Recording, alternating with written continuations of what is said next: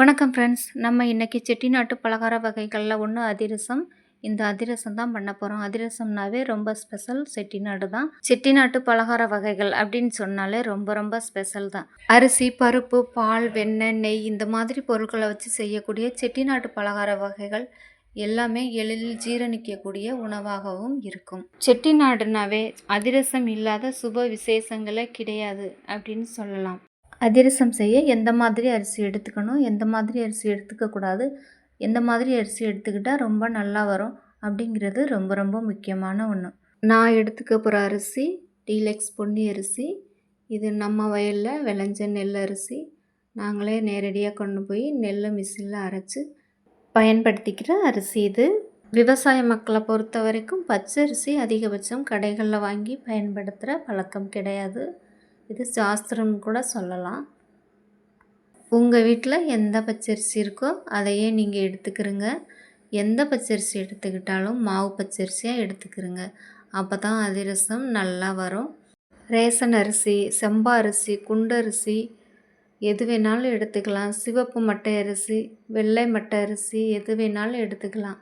எந்த அரிசி எடுத்துக்கிட்டாலும் மாவு பச்சரிசியாக எடுத்துக்கிறங்க. எந்த பச்சரிசி அரைச்சாலும் மாவு தானே கிடைக்கும், மாவு பச்சரிசி எப்படி இருக்கும் அப்படின்னு நீங்கள் நினைக்கலாம். கண்டிப்பாக மாவு பச்சரிசி எப்படி இருக்குன்னா, மாவு பச்சரிசி மென்று பார்க்கும்போது கரையும்.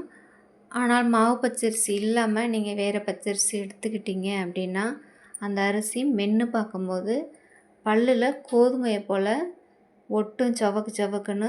எடுத்துக்காட்டுக்கு இப்போ நம்ம கவுனி அரிசி எடுத்துக்கிட்டோம் அப்படின்னா அது சவக்கு சவக்குன்னு கோதுமை போல் இருக்கும். அந்த மாதிரி அரிசி நம்மளுக்கு அதிரசத்துக்கெலாம் வராது. அந்த மாதிரி அரிசி எடுத்துக்கிற வேணாம். நம்ம எடுத்துக்கிட்ட பச்சரிசியை நல்லா சுத்தமாக கழுவிட்டு தண்ணியெல்லாம் கீழே வடிச்சிட்டு அதுக்கப்புறமா வேறு தண்ணி ஊற்றி ஒரு 2 மணி நேரத்துக்கு நல்லா ஊற வச்சுக்கலாம். குறைஞ்சபட்சம் 1.5 மணி நேரமாவது ஊறணும். பச்சரிசி அரை மணி நேரத்துலேயே ஊறிடும். நீங்கள் அரிசி அரைக்க போகிற இடம் போகிறதுக்கு ஒரு மணி நேரம் ஆகும், 2 மணி நேரம் ஆகும். அவ்வளோ தூரத்தில் இருந்துச்சுன்னா நீங்கள் ஊற வச்ச அரிசியை அரை மணி நேரத்தில் தண்ணி எல்லாத்தையும் வடிச்சிட்டு நீங்கள் அரைக்க கொண்டு போய்க்கலாம். நீங்கள் போய் சேர்கிறதுக்கும் இது நல்லா ஊறி உங்களுக்கு சரியாக இருக்கும் அரிசி அரைக்க.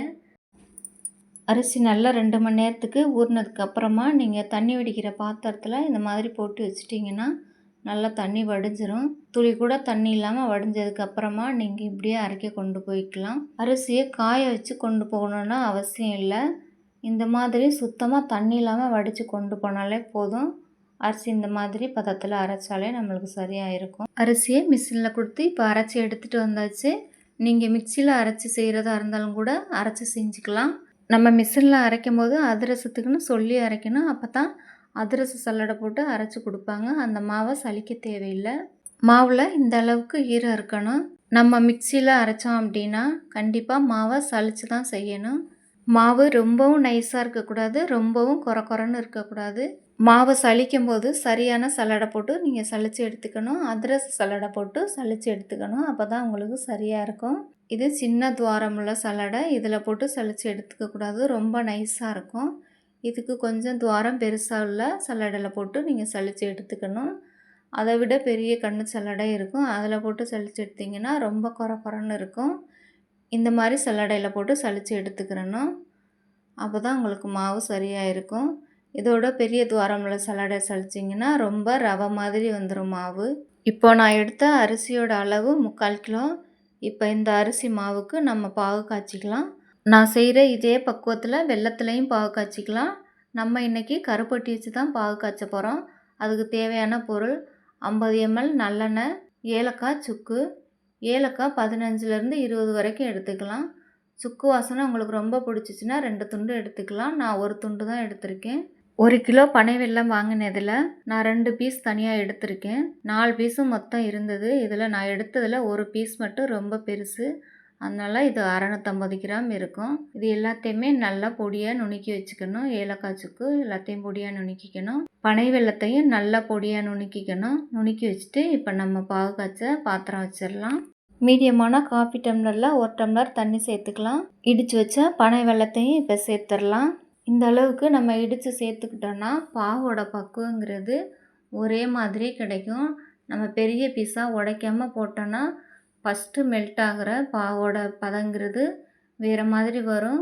கரையாமல் இருந்துட்டு அப்புறம் லாஸ்ட்டாக கரையிற வெல்லத்தோட பதங்கிறது வேறு மாதிரி வரும்.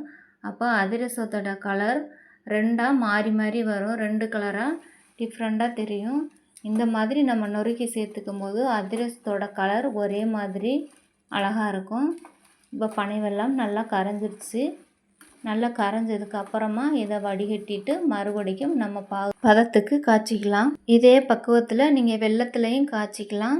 3/4 கிலோ அரிசிக்கு வெல்லத்தில் சேர்த்திங்கன்னா 500 கிராம் வெல்லம் சேர்த்துக்கிறோங்க. இப்போ பாகு நல்லா கரைஞ்சிருச்சு. இப்போ வடிகட்டிட்டு அதே பாத்திரத்தை கழுவிட்டு பாகை ஊற்றி மறுபடியும் நம்ம பதத்துக்கு காய்ச்சிக்கலாம். கருப்பட்டியில் கல் மண் நிறையவே இருக்கும். அதனால தான் இப்போ நம்ம வடிகட்டி எடுத்துக்கிட்டோம். மறுபடியும் அதே பாத்திரத்தில் நம்ம காய்ச்சிருவோம். பாத்திரத்தை கழுவிட்டு மறுபடியும் வச்சு பாகு பதத்துக்கு காய்ச்சிக்கலாம். அடுப்பை இப்போ கூட்டி குறைச்சி வச்சு எரிய விட்டு கைவிடாமல் கிண்டிக்கிறங்க. பாகு கொஞ்சம் பின்னி வரும்போது நம்ம பாகு பதம் செக் பண்ணிக்கலாம். பாகு பின்னி வரும்போது அடுப்பை ஸ்லோ பண்ணிடுங்க. இப்போ நம்ம பாகு பதம் செக் பண்ணிக்கலாம். சரியான பாகு பதம் இப்போ வந்துடுச்சான்னு பார்த்துக்கலாம். இந்த பாகு பதம் பார்க்குறதுக்கு ஒரு தட்டில் கொஞ்சமாக தண்ணி எடுத்து இந்த மாதிரி பாகை எடுத்து போட்டு பாருங்கள். உங்களுக்கு திரளாமல் இப்படியே கரைஞ்சி வந்ததுன்னா பாகு பதம் இன்னும் வரலைன்னு அர்த்தம். வெல்லம் கரைய தான் செய்யுது. இன்னும் பாகு பதம் உங்களுக்கு சரியாக வரல. இன்னும் ஒரு 5 நிமிஷத்துக்கு கைவிடாமல் நல்லா கிண்டி விட்டுக்கலாம். மிதமான தீயிலே கொஞ்ச நேரம் நல்லா கைவிடாமல் கிண்டிட்டு மறுபடியும் ஒரு முறை பாகுபதம் பார்த்துக்கலாம். மறுபடியும் ஒரு முறை தண்ணியில் எடுத்து போட்டு பார்த்துடலாம். இப்போ பாகுபதம் தண்ணியில் கரையவே இல்லை. இப்போ நம்ம கைனால் உருட்டி பார்த்துடலாம். நம்ம உருட்டி பார்க்கும்போது இது ஒன்று சேர்ந்து ஒரு மிட்டாய் போல் உருண்டு வரணும். உருண்டு வர இந்த பாகுபதம் தளன்னு தக்காளி மாதிரி இருக்கணும்.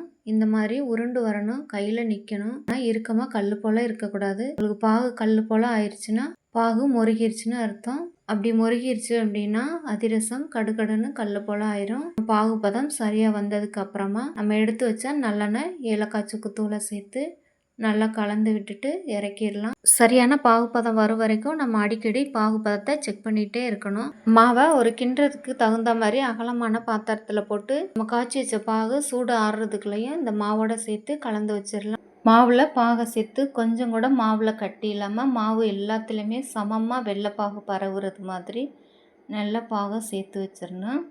மாவில் பாகை கொஞ்சம் கொஞ்சமாக சேர்த்து இந்த மாதிரி நல்லா கொஞ்சம் கூட கட்டி இல்லாமல் நல்லா கிண்டிக்கிறணும். இந்த மாதிரி நம்ம கிண்டி முடிக்கும்போது இந்த மாவோட பக்குவம் இப்படி சவு மிட்டாய் மாதிரி சூப்பராக நம்மளுக்கு அழகாக ரெடி ஆயிரும். நம்ம எடுத்துக்கிட்ட 750 கிராம் அரிசிக்கு நம்ம எடுத்துக்கிட்ட இந்த கருப்பட்டியோட அளவு சரியாக இருக்குங்க. இந்த மாதிரி நீங்கள் எடுத்து செஞ்சிங்கன்னா சரியான அளவாக இருக்கும். நீங்கள் வெல்லத்தில் பாகு காய்ச்சினீங்கன்னா 500 கிராம் வெல்லமே போதும். நம்ம கருப்பட்டியில் செய்யும் போது இனிப்போட தன்மைங்கிறது ரொம்ப கம்மியாக தான் இருக்கும். 250 கிராம் பனை வெல்லம் சேர்த்துக்கலாம். இனிப்போட அளவு சரியாக இருக்கும். இதை விட கம்மியாக தான் உங்களுக்கு இனிப்பு தேவைன்னா 500 கிராம் கருப்பட்டியை நீங்கள் சேர்த்துக்கிறங்க. மாவை சரியான பக்குவத்துக்கு கிண்டி முடிச்சுட்டு 3 டேபிள் ஸ்பூன் அளவு எள்ளு சேர்த்துக்கிறங்க. ரொம்ப அருமையாக இருக்கும் டேஸ்ட்டு.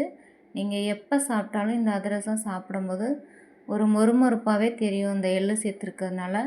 வெள்ளை எள் கருப்பு எள் எது வேணாலும் சேர்த்துக்கலாம். எந்த எள்ளு சேர்த்தாலுமே வறுக்க தேவையில்லை. வறுக்காமல் தான் சேர்த்துக்கணும். இப்போ எள்ளு சேர்த்து நல்லா கலந்து விட்டுட்டு 2 டேபிள் ஸ்பூன் நெய் சேர்த்து நல்லா எல்லா மாவுலையும் படுறது மாதிரி நல்லா கலந்து வச்சுக்கிறோங்க.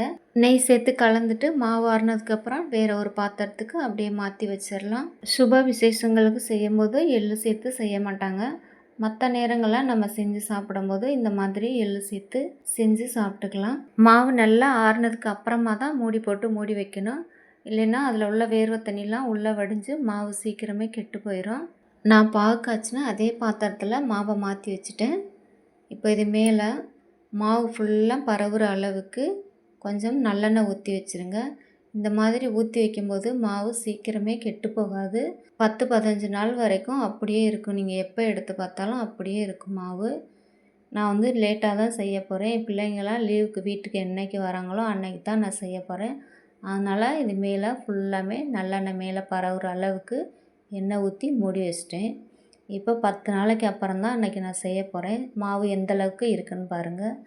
சாஃப்டாகவும் இந்த மேலே ஈரப்பதமாகவும் மாவு மேலே காயாமல் அப்படியே ஈரப்பதமாகவே இருக்கும். இந்த மாதிரி எண்ணெய் சேர்த்து வைக்கும்போது மாவு பிசைய கூட தேவையில்லை. அவ்வளோ சாஃப்டாக சூப்பராக இருக்குது மாவு. நம்ம இப்படியே அதிரசம் தட்டி போட்டுடலாம். மாவை நான் ஃப்ரிட்ஜிலலாம் வைக்கலை. அடுப்பில் எண்ணெயை சுட வச்சுட்டு நம்ம அதிரசத்தை தட்டி போட்டுடலாம். நான் பிசையவெலாம் இல்லை, அப்படியே தான் எடுத்து தட்டி போட போகிறேன். அவ்வளோக்கு மாவு சாஃப்டாக இருக்குது. நீங்கள் இந்த அதிரச மாவை உங்ககிட்ட இலை இருந்ததுன்னா இலையில தட்டி போடுங்க. இல்லைன்னா ஒரு தட்டில் எண்ணெய் தடவிட்டு அந்த தட்டிலே வச்சு தட்டி போட்டுக்கலாம். இந்த மாதிரி மீடியமான ஒரு உருண்டையாக விரிசல் இல்லாமல் நல்லா உருட்டிக்கிட்டு அதுக்கப்புறமா நீங்கள் ஒரு தட்டில் வச்சு தட்டி போட்டுக்கலாம். எண்ணெய் நல்லா சூடாகட்டும்.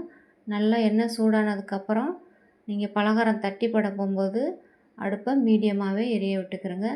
அப்போ தான் நம்மளுக்கு பலகாரம் உள்ளெல்லாம் நல்லா வெந்து மேலே நல்லா கலராக கிடைக்கும் பலகாரம்.